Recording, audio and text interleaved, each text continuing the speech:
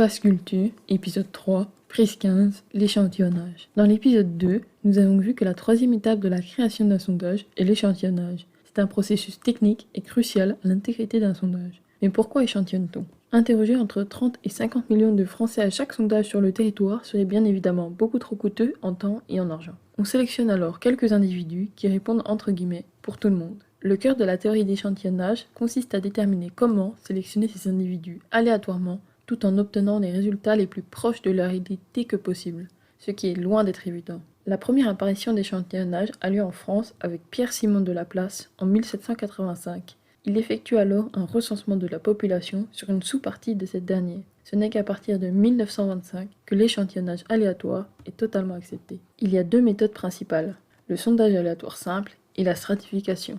Le sondage aléatoire simple consiste à décider de la taille de notre échantillon final et de tirer aléatoirement ce nombre d'individus dans la base de sondage où chaque individu a la même chance d'être sélectionné. La stratification est la technique la plus utilisée aujourd'hui car elle permet souvent de meilleures estimations. Cette méthode consiste à partitionner, c'est-à-dire diviser la base de sondage en sous-groupes homogènes, c'est-à-dire composés d'individus ayant des caractéristiques similaires. Chaque sous-groupe est appelé une strate. Tous les individus de la base de sondage sont répartis dans ces strates, il n'y a aucun doublon ni laissé pour compte. Grâce à la faible dispersion des individus dans les strates, les estimations sont théoriquement plus précises.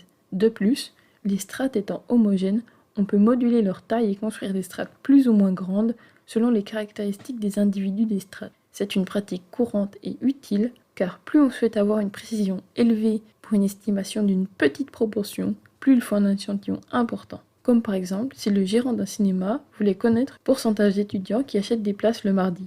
En effet, en gardant une marge d'erreur de 5%, il faut disposer d'un échantillon de 1600 individus si le pourcentage de la valeur recherchée est de 50%. A l'inverse, il faut un échantillon de 30 400 individus si le pourcentage de la valeur recherchée est de 5%. On comprend alors l'importance d'avoir des échantillons de taille adéquate selon ce que l'on veut mesurer.